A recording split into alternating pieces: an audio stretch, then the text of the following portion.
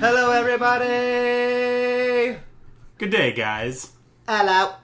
It is Tuesday, October 4th. Probably. This is First and 10. Probably. Mm-hmm. Likely. Not guaranteed. This is First and 10. I'm Nick Giamalva. Sitting across from me, as always, Ray Berlett. Here I am. He's here. We're minus Brad Pierson, as we have been the last couple of weeks. The whole season. He's still training. He's still doing things to better his work life. He gone. He gone for now. So a lot has happened in the last week, right? Things happened last week. Things happened. I was proud of some of them. I was not so proud of others. We'll get into that a little bit in this podcast. This is our first podcast of the night. We're going to do the injuries in the news. We're going to do results from last week. We're going to do our surprises from last week. And we're going to do some listener questions, some LQs. Mm-hmm. We got the A's. So, first off, you can get a hold of us.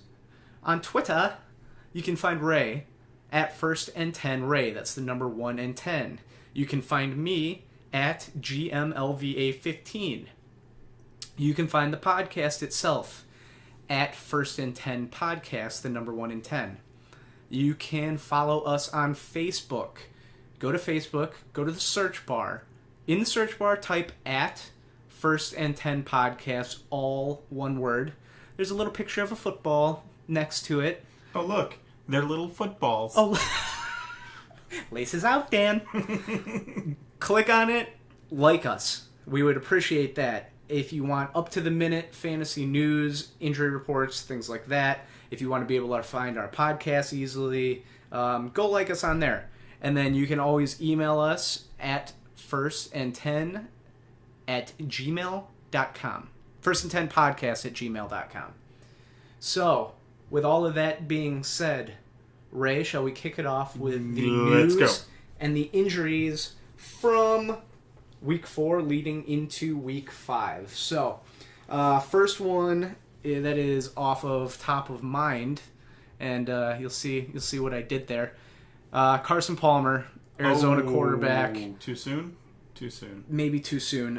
Listen, Bruce Arians had said in his more recent interviews that he's not overly concerned about Palmer. He's taken some time to recover. Being that he's in the Thursday night game, that's what worries everybody a little bit, is that they do not feel like he's probably going to be ready for Thursday night's game. Hasn't been ruled out yet, but with it only being 2 days from now, you're really going to want to keep an eye on the news tomorrow, being Wednesday, to see kind of what comes out about Palmer and how he's progressing. So another concussion that happened on Sunday was Cam Newton. He went out against Atlanta, went out in the third quarter and never came back. That's another one that Ron Rivera hasn't really updated us yet. We don't know how Cam's doing. He's in the Monday night game.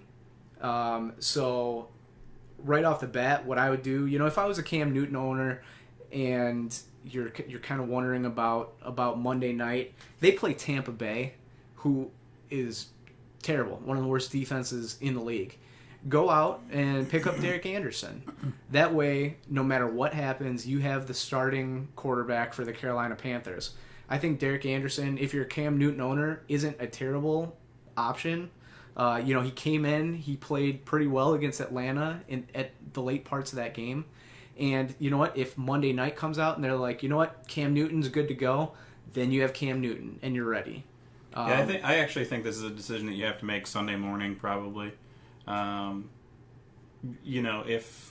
If they haven't said by then what they're going to do with Cam, then you just have to go with him sitting, and you got to play your other guy, and hopefully you have another guy. If not, then to go the Derek Anderson route. But right, hopefully you have somebody. Hopefully you have a better option than Derek Anderson. I'm just saying, if you're in a pinch, like if you're in a league and you decided to go one quarterback, which I know a lot of people do, Derek Anderson could be an option for you there if there's nothing else on the waiver wire.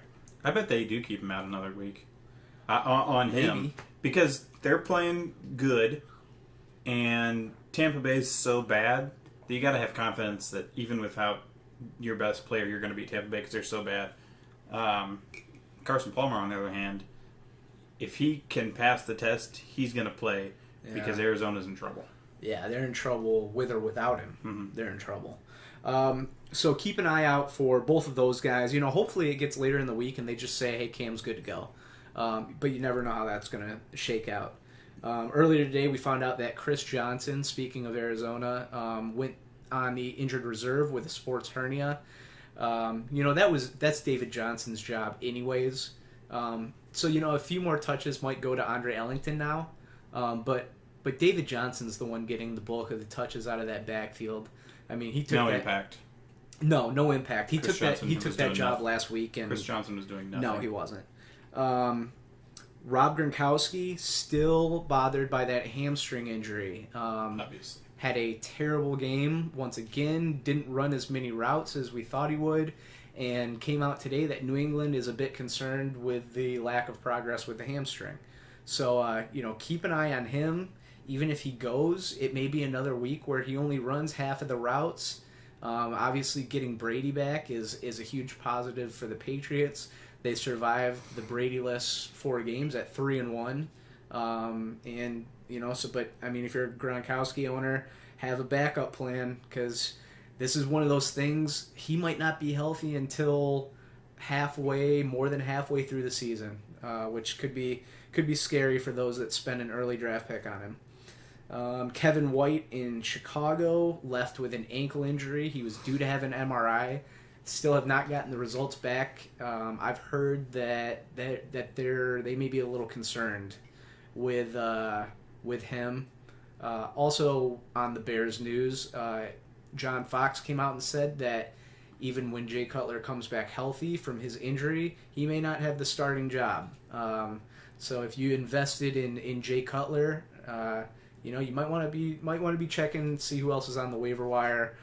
Brian Hoyer came in, he threw for 302 yards and 2 touchdowns, and he looked very serviceable as a quarterback. So another quarterback, Trevor Siemian in Denver, went down with a shoulder injury.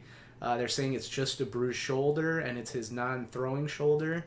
Hasn't been ruled out for this week yet. I wouldn't be surprised if they do sit him and play Paxton Lynch. The problem is if that Atlanta offense can stay hot, they may need their offense to go out and put up some points. But that Denver defense is pretty nasty. And they said, Gary Kubiak out there said that they expect Trevor Siemian to be their starting quarterback when he is back healthy, and that he's not losing his job just because he got injured. Justin Forsett was released today by Baltimore. This kind of further proves that they're very happy with the job that Terrence West is doing.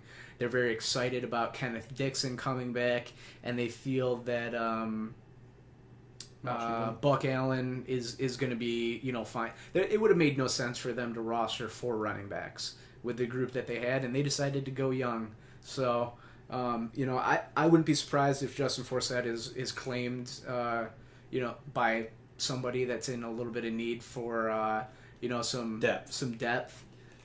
He's not going to get the touches or the starting position that he wants. Yeah, no. I mean, you could see Arizona maybe pick him up just for a little bit of depth, but Sammy Watkins was placed on IR last week. That happened, right after our podcast. We updated quite a bit on it on our Facebook page, so you knew what was happening. He's going to be out at least 8 weeks. Des Bryant, with his leg injury, has not been ruled out for this week yet. That's another one where it could be a game time decision, or you may be waiting to hear right before the game. He could be one of those tricky, annoying players for the next 2-3 weeks. And then last, Odell Beckham Jr. is not having fun this year. He's not having any fun, Ray. I have no comment because I hate him.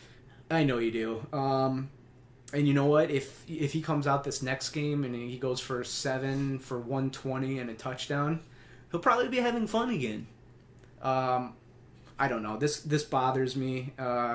He's kind of been he's been on a kick all year where he's just like he seems like he just wants The guy's a dude. Wants all the attention. I don't like his. I don't like how he carries himself. I don't know. It's annoying as a guy who liked him in his first year and then most of last year.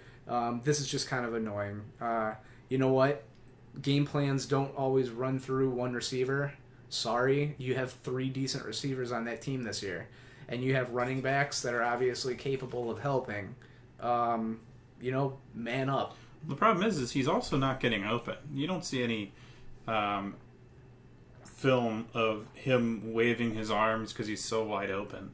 I mean, it's just as much his fault as it is anyone else's. I mean, they're winning games. They're a good team. And, if he's not getting the balls, it's either the defense or, he's not catching them.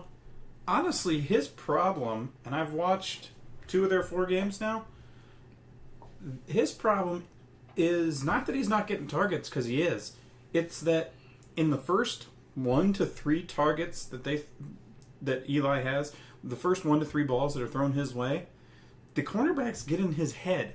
Whether it's a scrappy play where Odell catches the ball and they happen to strip it before he's able to make a move and complete the catch, or they hit him a little bit later, whatever it is. Right. It's just really easy to get in his head right now. Yeah, I mean, last night, middle of the second quarter, he gets in a little tiff on the sideline with the Vikings I would not bench. have been shocked if they kicked him out, because he got the personal foul, and then right after that, what did he do? He lowered his shoulder or something like that into the cornerback when he was out of bounds. I mean, those are the things that are enough to drive you nuts. We'll actually get in. One of our listener questions involves Beckham Jr., so we'll get into him towards the end of this last podcast. That's really all of the injuries and news that we have. We tried to go over the major ones. The other one that actually I was going to bring up real quickly is that Tevin Coleman for Atlanta, who has a sickle cell trait, is going to Denver this week, and he said he's a little concerned with the altitude that it may affect that trait. Not a lot has been said about it yet, but even if he plays, I would expect him to get limited touches, and I think it's going to be more of a Devonta Freeman game, but once again, they're going against a Denver defense that's just been absurd so far. Did want to bring that up. If you have Tevin Coleman, don't play. Possibly expect less touches than usual for him this week. So we're going to take a small break. Just a miniature one, right? It's like a miniature horse compared to a normal size horse. It'll be just very short. We'll be right back.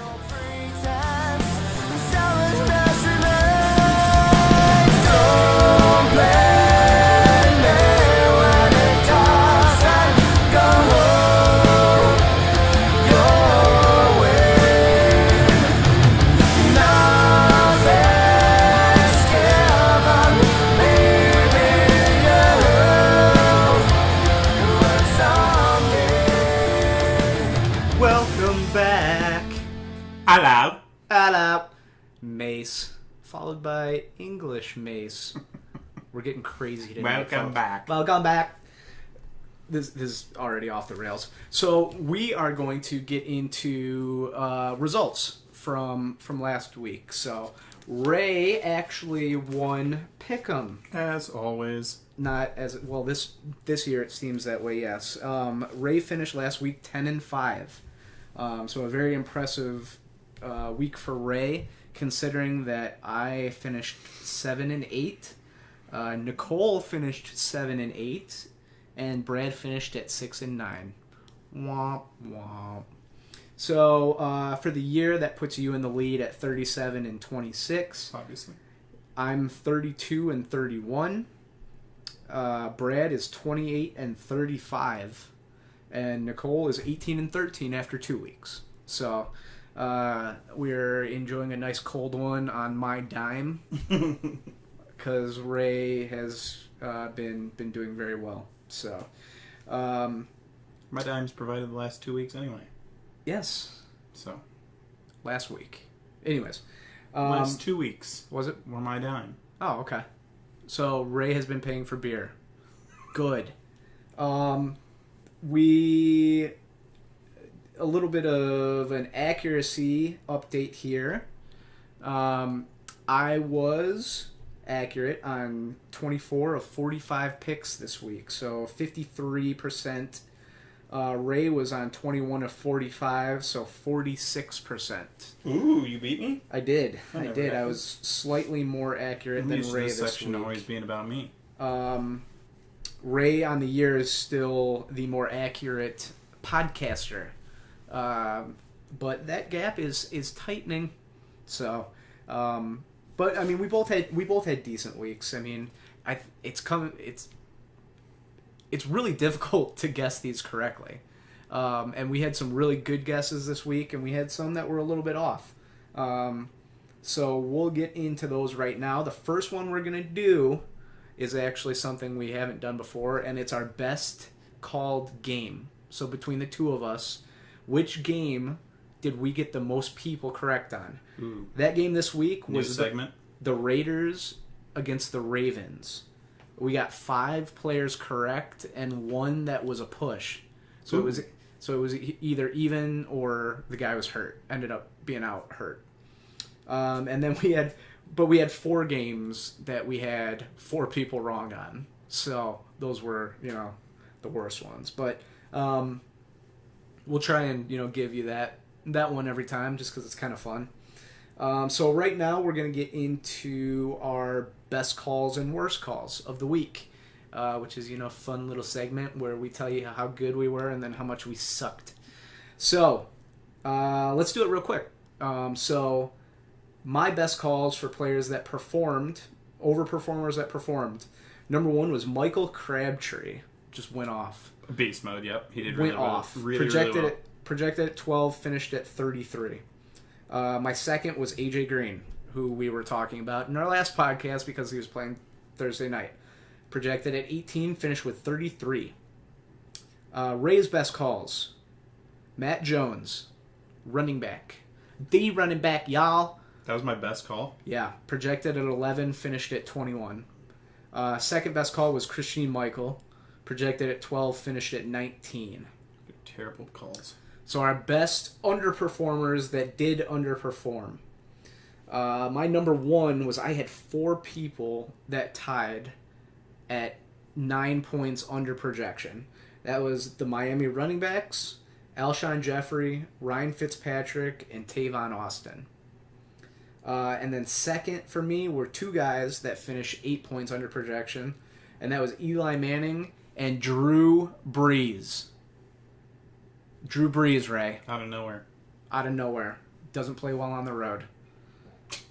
I'm just going to say that again.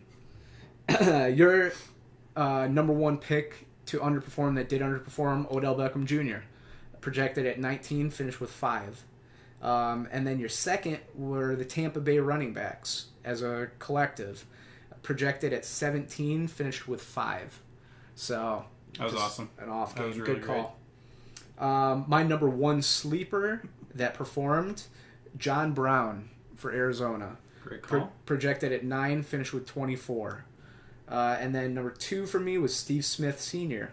Projected at 13, finished with 25. So, a couple of good sleepers there.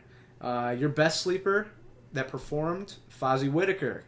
Projected at 7, finished at 17. I had him as a sleeper and last as far as that goes, Fozzie Whitaker did outscore Cameron Artis-Payne on our board bet. I'm going to go through and actually tally up the board bets. That was one thing I was lacking on this week. So this $1 bill, Georgie Pooh blowing kisses once again. That is transferring now from me to Ray. So the ever-standing dollar on the table now just slides over to Ray's side of the table. So good call on Fozzie Whitaker. Your second best was TJ Yeldon and Hunter Henry, who were both 6 points over projection. So good calls there. I'm really good. So we're going to get to the bad calls now. My players to perform that did not perform. Number 1, Matthew Stafford. Projected at 18, finished with 3. My second, Rob Gronkowski. Projected at 12, finished with 2. Nailed it. Ray's Performers that did not perform. DeAndre Hopkins, projected at 17, finished with 1. Oops. Second, Brandon Cooks, projected at 15, finished with 6. My underperformers that ended up performing, my maybe worst call of the year, Ben Roethlisberger, projected at 17, finished with 42. Second was LaShawn McCoy, projected at 16, finished with 22. Your worst underperformer that performed, AJ Green, projected at 18, finished with 33. We mentioned him earlier. Your second was Jimmy Graham, projected at 10, finished with 17. He's becoming a real threat. I know. Sleepers that stayed sleepy. My number one was a 3-way tie. Couldn't Bless hold you. it, folks. We have no editing. Bless you. Thank you. Trevor Siemian, Jamison Crowder, Cameron Artis-Payne, all 8 points underneath what they were projected. Second, for me, was another 3-way tie. Tyler Boyd, DeAndre Washington, Tyler Lockett, all 7 points under projection. Your sleepers that stayed cool, face down, pillowed. Tavon Austin and Torrey Smith were both 9 under projection. And then for your second, Adam Humphries, projected at 9, finished with 1. Oh, well. What are you going to do? What are you going to do? I feel like the toughest ones we always do are the sleepers. You win most, you lose some. You win Most, and you lose some. Yeah, in your case. My case has been you lose more than you win some. I don't know.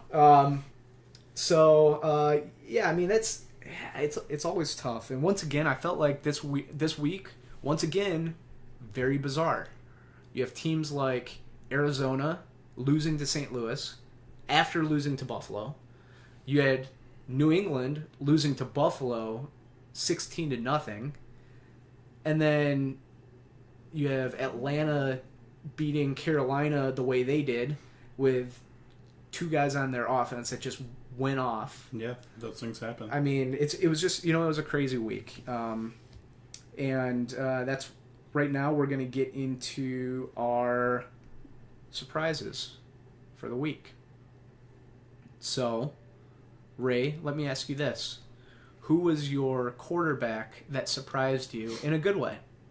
There were some great performances this week. It's hard not to pick Matt Ryan because of the numbers that he threw up. But I'm giving my mention that I get to choose out to one, Brian Hoyer. Very high on the Bears this week. Very high on Brian Hoyer. Brian Hoyer is the equivalent of Ryan Fitzpatrick for me. I just like the guy. I've always liked him. He can throw the ball. 28 for 36, 302 yards, 2 touchdowns, no picks. Very efficient. Careful with the ball. I would not be shocked if they keep Cutler on the bench myself if he plays the way he's been playing. Yeah, he really did. He looked good. He looked good, and there was finally a nice compliment in the running game too.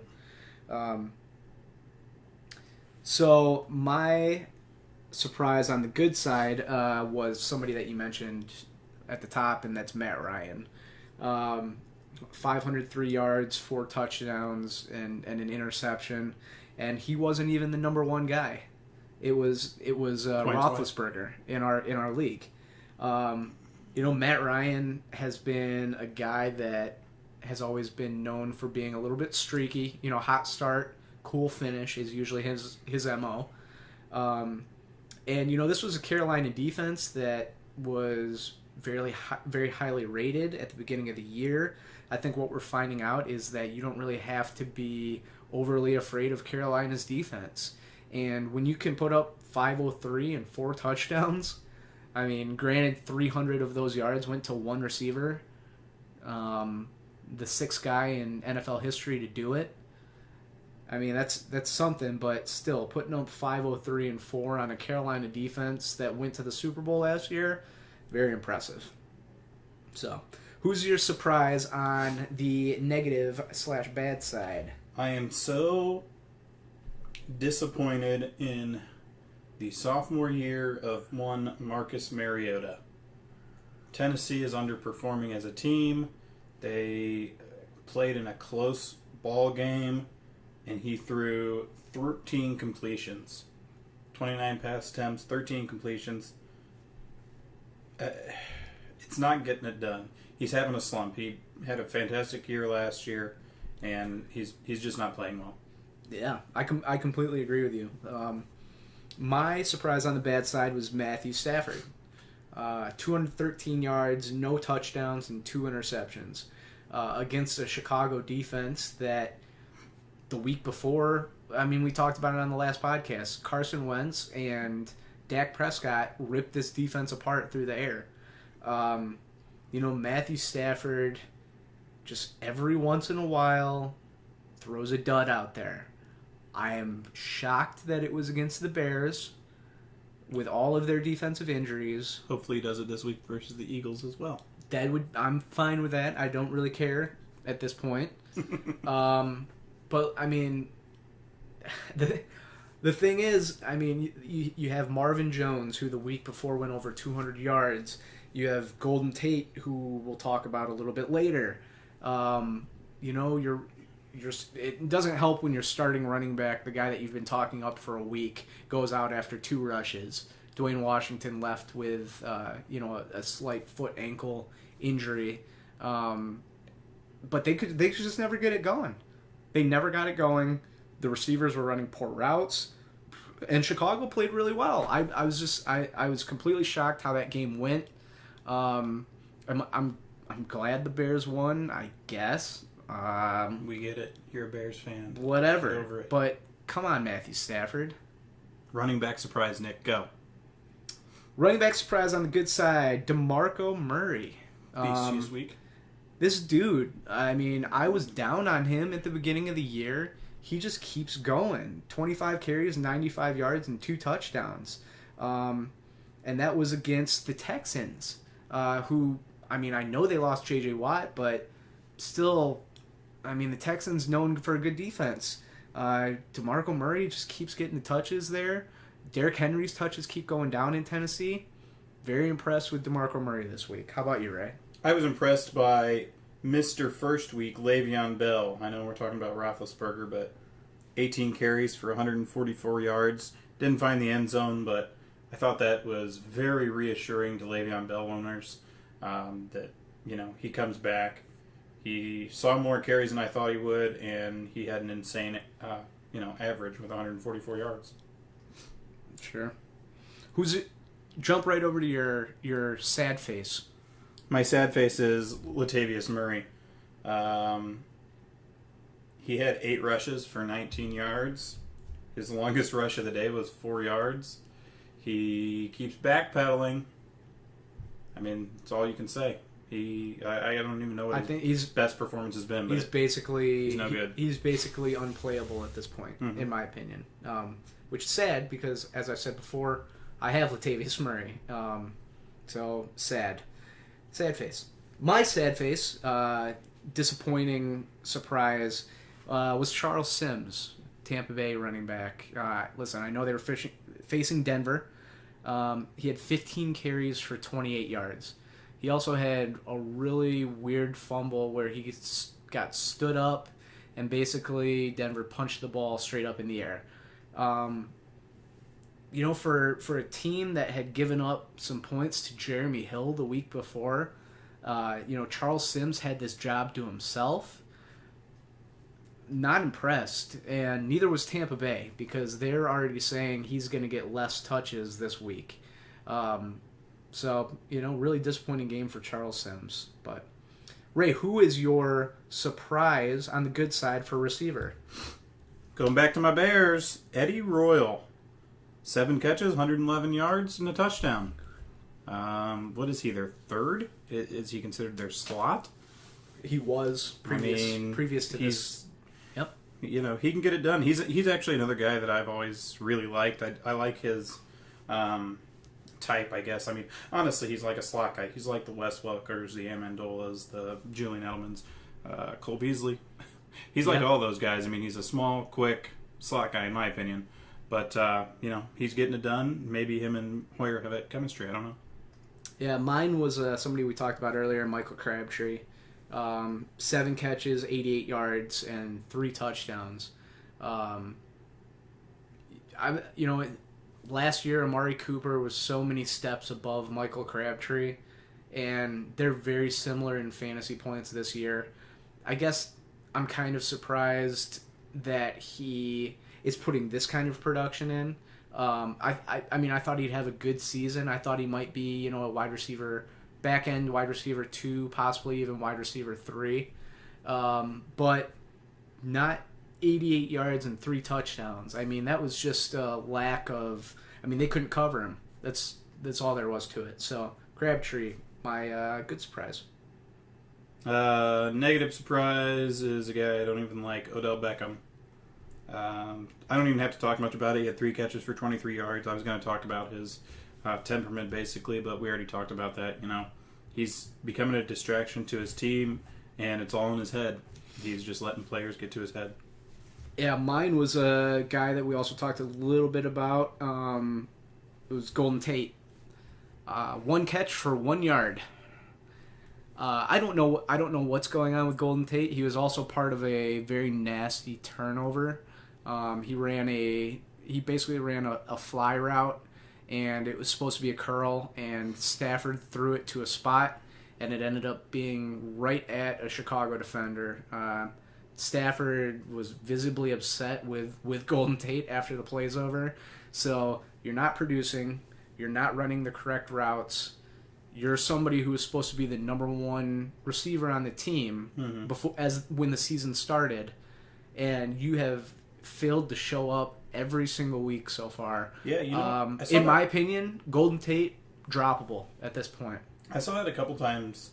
I saw it a couple different times in the Detroit game, and I also saw it a couple times last night. Eli Manning doing the same thing. A ball going to nobody, and him chewing on the receivers. And also, the guys, I saw it a couple times with Stafford and Manning, these, the Giants and Detroit, end up just throwing the ball at the guy's feet and then chewing them out. They're running a screen or something, a guy's in the wrong place, they have nowhere else to go with the ball. So, yeah, I mean, those types of deals, and when it's somebody as high profile as Golden Tate, you can't be having that. Right. I am high on tight end. Have been all season. Couldn't believe this week he did good. Martellus Bennett. 5 catches, 109 yards. He didn't reach the end zone. But I was very surprised that with Gronk being back for his second week, that Bennett was used as much as he was, and especially in the passing game. He went off for a little bit. We didn't talk about his injury. He ended up coming back, but maybe just a stinger. But either way, guy's producing. I'm excited to see what he does when Tom Brady gets back. Yeah. My good surprise in the tight end position was Kyle Rudolph. Not eye-popping catches or yardage, 5 for 55, but this is the 3rd week in a row he's reached the end zone. He and Bradford are obviously connecting, especially in the red zone. And when you have a tight end that is catching 5 balls a game and a touchdown, I mean, that's going to be a top 5, top 6 tight end every single week. And if you can rely on somebody like that throughout the season, I mean, he's on pace for some really, really, really good numbers. So really impressed with what Kyle Rudolph, and I'm really impressed with Minnesota as a team right now. I mean, their defense is ridiculous. Once again, I'll say it again, that defense is insane. And I'll jump over, just kind of piggyback off of your good. My bad was, once again, Rob Gronkowski. Mine was too. 2nd week in a row, 1 catch for 11 yards. We were being told that he was almost fully back to 100%. That's obviously not true. He ran less than 50% of their routes. I'm very concerned about him right now. A hamstring injury is not something that just goes away with the snap of your fingers. It's something that can linger for a long time. And like I said earlier, we may be saying in week 9, week 10, Rob Gronkowski still has not fully recovered from the hamstring injury, has aggravated the hamstring injury. This is just one of those guys that he's had a history of injury problems, and for people were drafting him first, second round, and they have not gotten their return. No. And that's one of those things. If I'm told he's 100%, I have to play him. I'll tell you what, I am really disappointed in the Patriots organization for a couple of reasons. Number one, if Gronkowski is injured at all, if he's anywhere below 100%, I don't understand why he's playing. They do not need him to play to win games right now. He could have sat out the first 4 games, been completely fine. They would have still gone 3-1. They don't need him right now. What they need him for is the future. He's still young. He's still a main part of that team when he's healthy. Why they would be playing him if he's not 100% blows my mind. And they have Martellus Bennett there, who's an absolute stud, and he's proving it. So I just don't understand what they're doing with him. I honestly hope they're lying, and he is 100%. They're just not using him. Yeah, maybe they're not using him, or maybe a couple not great quarterbacks are playing. Yeah, sure. Well, I mean, my thing is, if he wasn't injured, he would be running more routes than he did. And if Gronkowski's in there, if you're a quarterback, especially a young quarterback, you're looking to find him. Yeah. So I'm really concerned. Really concerned with him right now, and I think I know Gronkowski owners are, but like I said earlier, right now, if you're a Rob Gronkowski owner, you need to have a backup plan.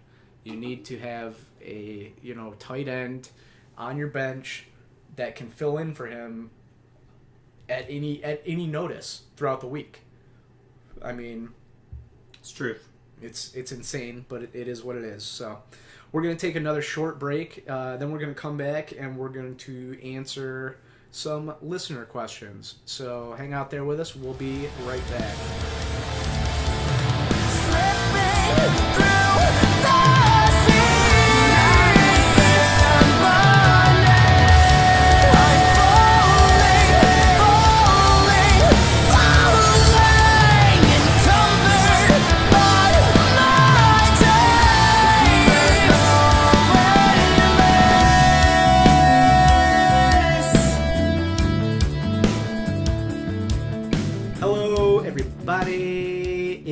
Listener question time. And you guys, we're gonna answer some Q's with our A's. Are you ready, Ray? You're an A. Yeah. Thank you. So question number 1 comes from a familiar face, Melissa. Hey, Mel. What's going on, Melissa? So she has a question. She has Drew Brees, who's on a bye this week.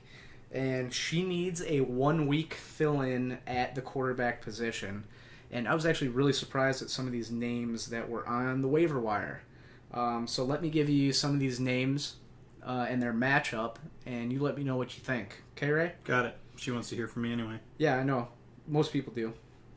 Most people just fast-forward over my voice. Carson Wentz at Detroit. Joe Flacco against Washington. Kirk Cousins at Baltimore. Ryan Tannehill against Tennessee. Marcus Mariota against Miami. Paxton Lynch against Atlanta. Those are the choices? Those are the choices. Well, I have a bias, Melissa, if you listen to the podcast. But honestly, I think you have to take Carson Wentz out of those. I don't like how Kirk Cousins has been performing. I don't like Paxton Lynch. I don't like how Tannehill and Cousins are not playing up to their potential, and they haven't for a while. You also said the same about Mariota. Yep, Mariota is having a sophomore slump. I will say that Flacco's okay. I'd say it's between Flacco and Wentz, and I like Wentz's matchup, and I like the consistency of Wentz. He's going to throw 65% of his completions. He's going to throw at least 1 touchdown, and he's going to have over 200 yards. I'm going to agree with Ray. I like Carson Wentz here and his matchup. Listen, Brian Hoyer just threw for over 300 yards and 2 touchdowns on Detroit. The other one I was going to say was the other matchup that you might go with if you want somebody who's a little bit more proven would be, in my opinion, would be Flacco. Washington doesn't really scare me too much, but Flacco gets kind of turnover happy in the second half. What about Josh Norman in No Man's Land? Well, I just trademarked that. He's probably gonna be going up. He's probably gonna be mixed between Steve Land. Smith and Mike Wallace. But I mean, if you, I think you could roll the dice on Carson Wentz here, and I agree with Ray. Nothing like else, the, you'd be like happy to have on your bench. Although, I guess if you have Drew Brees, you're playing him every week. Right. So, so both of our suggestion would be Carson Wentz. If you want a little bit more veteran, probably go with Joe Flacco. So, thank you for the question, Melissa. As always, we appreciate it. The next question, guess who? Logan. Yeah. My boy. How did you know? My boy. So Logan has a trade offer here. And somebody has offered him another one of your boys, Odell Beckham Jr., straight up for Matt Ryan. And Logan has Drew Brees, who we just spoke about. Okay. Listen, I don't like what Beckham's done so far. He's been very poor. I don't know what his ranking is right now. I'm pretty sure he's probably outside the 35 receiver 35 range. I think all of that being said, I think Odell Beckham Jr. is a major buy low right now. I think he's gonna still have a good season. I think he's going to have some games where he just completely goes off. And if you have Drew Brees, you're going to have to fill somebody in for him this week. If you put the trade through this week, you're going to have to get somebody to fill in for him. Carson Wentz. That would be fine, as we spoke about earlier. But then you have Drew Brees, and you have you're not going to really need Matt Ryan. And the Atlanta's schedule gets increasingly more difficult starting now. That, along with the history of Matt Ryan being a fast starter and a slow finisher, I think that one's a no-brainer. I agree. You have a quarterback that you can play every week in Brees. You're getting value receiver who is underperforming right now. The expectations are there. I say pick him up, see what happens. Put him on your bench if you want to see what really happens. But the thing is quarterbacks are a dime a dozen. And, even if you get Brees hurt later in the season or at any point in the season, you can pick somebody up that's going to score, right there with him. I mean, quarterbacks they're weird. They're just, you can plug and play.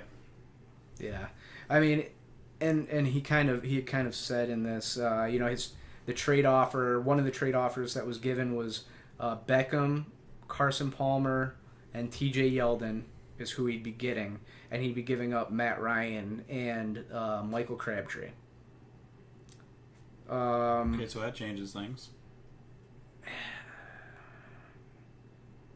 I mean, you already have Brees, so you wouldn't even need Palmer.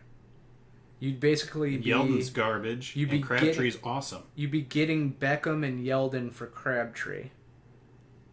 Don't do it. And I don't really like that. I think Michael Crabtree, right now, Michael Crabtree is far and away outperforming Beckham. I'd say if it's a 1-for-1 trade, you can do Beckham for Matt Ryan. You pull that trigger because you have Brees. Palmer and Yeldon are basically inconsequential within this trade. And then he lists a bunch of other players that this person has. But I think what we've already talked about is that if you can do the 1-for-1 trade, since you already have Drew Brees, that makes a lot of sense for you. You get Beckham, who could potentially still be a wide receiver 1, and I think he's going to be by the end of the year. I think he's gotten off to a slow start. There's been some great fantasy players that finished the year extremely well that have also gotten off to slow starts. It happens sometimes. So, but Logan, that's our answer. And if you don't like it, you don't have to do it. Don't do it, Logan. Don't do it, Logan. Don't do it. So that was actually it for questions for today. We only had a couple. I feel like we have a lot of time left, but we're just going to wrap this podcast up, and we're going to get into our projections podcast, which usually runs a little bit longer anyways. So we are going to jump over and do our second podcast of the night, which is going to be our Week 5 projections. We thank our musical contributors, Static Signal. You can find them on iTunes and Spotify. Their album is Transient. And then, once again, you can follow us on Twitter at First and 10 Podcast for the podcast, at First and 10 Ray for Ray, at Giamalva 15 for Nick. On Facebook, go to the search bar at First and 10 Podcast, all one word. Click like. It's the thumbs up button. You know what it is. If you want very quick fantasy updates, news, injuries, things like that. Everybody's doing it. You want to like that page. It's good stuff. And then you can email us, firstand10podcast@gmail.com. Everybody's doing it. Everyone's doing it. Fall into the peer pressure. I've spoken at many high schools. I tell them to fall into the peer pressure. And he's dressed like a clown, but that's besides the point. That's besides the point. We're going to move on to our second podcast now. Come along. Join us. Follow the clown. Follow the clown. I hate clowns, so I'm actually going to stop saying that now. No, seriously, we're going to go over to our second, the Projections podcast, so meet us over there. Love you.